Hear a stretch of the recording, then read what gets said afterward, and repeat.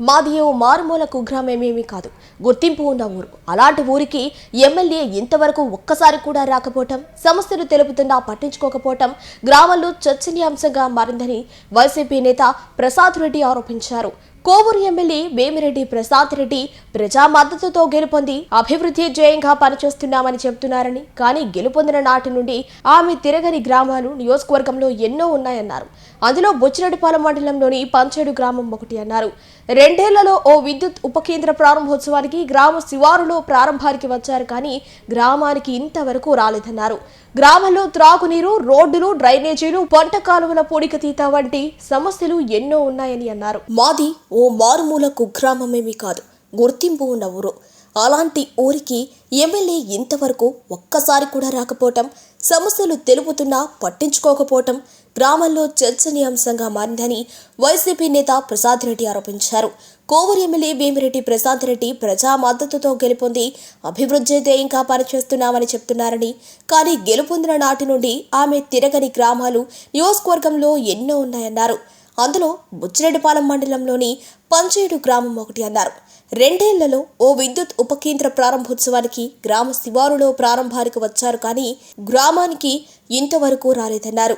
గ్రామంలో త్రాగునీరు, రోడ్లు, డ్రైనేజీలు, పంట కాలువల కోడికతీత వంటి సమస్యలు ఎన్నో ఉన్నాయన్నారు. ఈ సమస్యలపై అధికారులకు మొరపెట్టుకున్న సమస్యలు పరిష్కారం కావట్లేదని, దీనిపై ప్రశాంత్ రెడ్డి నియోజకవర్గంలో గత ప్రభుత్వంలో తట్టడు మట్టి వేయట్లేదు అనే మాట ఊతపదంగా చెప్తోందని, వీరు అధికారంలోకి వచ్చిన తర్వాత కనీసం ఎంత శాతం మట్టి వేశారో గ్రామానికి వచ్చి నిరూపించుకోవాలని ఆయన అన్నారు.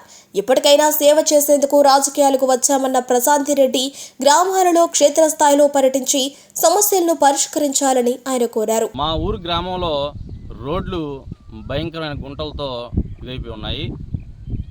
పంచేడు నుంచి జెండారి దిబ్బ మీదుగా బుచ్చిరెడ్డిపాలెం వెళ్ళే రోడ్డు మరి ఘోరంగా తయారైపోయింది. ఇంచుమించు ఈ 2 సంవత్సరాల నుంచి కూడా ప్రతి అధికారులకు కూడా చెప్పడం జరుగుతూ ఉంది. అదేవిధంగా ప్రెస్ వాళ్ళకు కూడా చెప్పడం జరుగుతూ ఉంది. వాళ్ళు వేసినా కూడా ఈ టీడీపీ నాయకులు స్పందించని పరిస్థితి. ప్రజెంటు నిన్న ఒక గర్భిణి బుచ్చిరెడ్డిపాలెం వెళ్తూ నొప్పులతో తొందరగా కనేసిన పరిస్థితి. ఈరోజు మాకు ఆల్రెడీ ఇంటిమేషన్ రావడం, మేము మళ్ళా అసలు ఇదేంది పరిస్థితిని చూసుకుంటా ఉంటే మేము అసలు ఈ రోడ్డు మీద పోలేము, మా పరిస్థితి మరీ ఘోరంగా ఉంది. నిన్న వర్షం వచ్చింది, చిన్నపాటి వర్షానికి కూడాను మరీ గుంటల్లో మాకు ఎంత గుంట అనేది కూడా మాకు కనిపించట్లేదు. కాబట్టి ఆ పోలేక తంటాలు పడుతూ ఉన్న పరిస్థితి ప్రజలది అంతా కూడాను, మాది కూడాను, నా వాస్తవంగా నాది కూడాను. అమ్మ, వైఎస్ఆర్సీపీ గవర్నమెంటు వచ్చిన తర్వాత మీరు తట్టడి మట్టి లేదని చెప్తారు. ఇప్పుడు వేసారా అని అడుగుతున్నా. ఈరోజు వేసారా? మీరు ఇంచుమించు 2 సంవత్సరాలు అయింది. మా గ్రామంలో కనిపించారా అని అడుగుతున్నా. మా గ్రామానికి వచ్చారా అని అడుగుతున్నా. ఒక్క కరెంట్ ఆఫీస్కి ఆ రోడ్డు మీద మెయిన్ రోడ్ నుంచి వెళ్ళిపోయారు.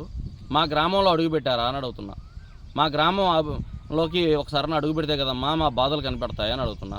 మా గ్రామంలో ఉన్న అభివృద్ధి కాని పనులు ఎన్నో ఉన్నాయి, కానీ మీరు అభివృద్ధి చేశారని చెప్తున్నారు. ఎక్కడ కూడా ఏది కూడా జరగలా. ఏదన్నా ఒకటి అలా జరిగాయంటే స్పందించి ప్రతిదీ ఆ అధికారులకి పూసగుట్టినట్టుగా చెప్తూ ఉంటే మీ వాళ్ళు స్పందించలేదని మాకే చెప్పిన పరిస్థితి అమ్మా. మేము అన్ని బాధలు పడతా ఉన్నాము, కానీ మీరు ఏది కూడా పట్టించుకోవట్లేదు. ఒక్కసారి మీరు మా గ్రామానికి అడుగుపెట్టి మా పరిస్థితులు ఏ విధంగా ఉన్నాయనేది చూడండి. ముందు మా గ్రామంలో అడుగు పెట్టకుండా ప్రతిదీ కూడా అన్ని గ్రామాలలో కూడా ఇదే విధంగా ఉండొచ్చు. ఎందుకంటే ఎక్కడా కూడా మీరు చెప్తున్నారు, ఎందుకంటే మీరు మెయిన్ రోడ్లో పోయేవాళ్ళు కాబట్టి.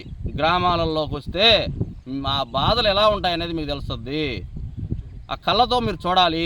ఆ కళ్ళతో చూడకుండా మీరు మెయిన్ రోడ్లో వచ్చేసేయడం, మీ పార్టీ ఆఫీసులో వెళ్ళడం ఏముందమ్మా. ఆ పార్టీ ఆఫీసులో పాలరాయి ఉంటుంది, మెయిన్ రోడ్లో తార్ రోడ్డు ఉంటుంది, బ్రహ్మాండంగా ఉన్నాయన్నీ. మా గ్రామాలకు రండమ్మా. ప్రతి రోడ్లలో ప్రతి గ్రామంకి ఒక్కసారి మీరు తిరిగి చూడండి ఏ విధంగా ఉన్నాయి పరిస్థితులు, మీకు తర్వాత తెలుస్తుంది.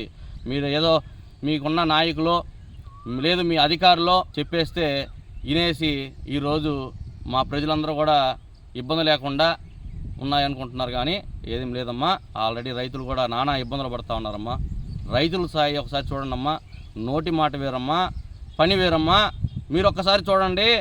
ఈరోజు గత 10-15 రోజుల ముందు కార్డు సిస్టమ్ పెట్టారమ్మా, ఇప్పుడు అది తీసేశారు.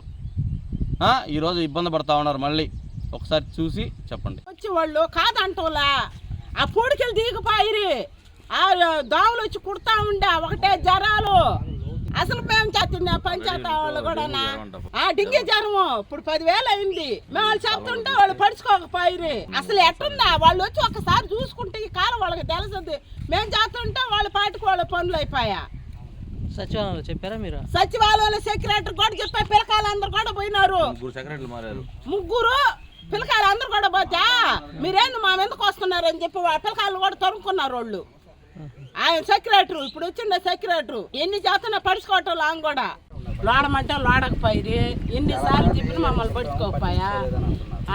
పాడిందే పాడవై పాస్ పళ్ళు దాసరాయి అన్నట్టుగా వాళ్ళు మేము చెప్తా ఉంటే వాళ్ళ పాటికి వాళ్ళ పనులు చేసుకుంటుంటే బయటకు వచ్చేసాము. ఎందుకు చెప్పలేదు సార్ మేమా? Pernati naturals, central avenue, first cross road, Magunta layout, Nellore.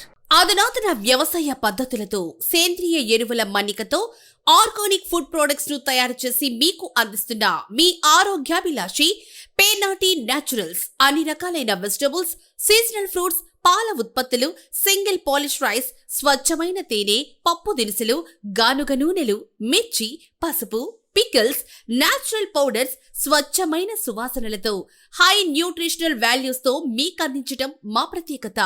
Pernati naturals కు విచ్చేయండి. ఆనందోత్సాహాలతో మీ ఆరోగ్యాన్ని పదిలపరచుకోండి.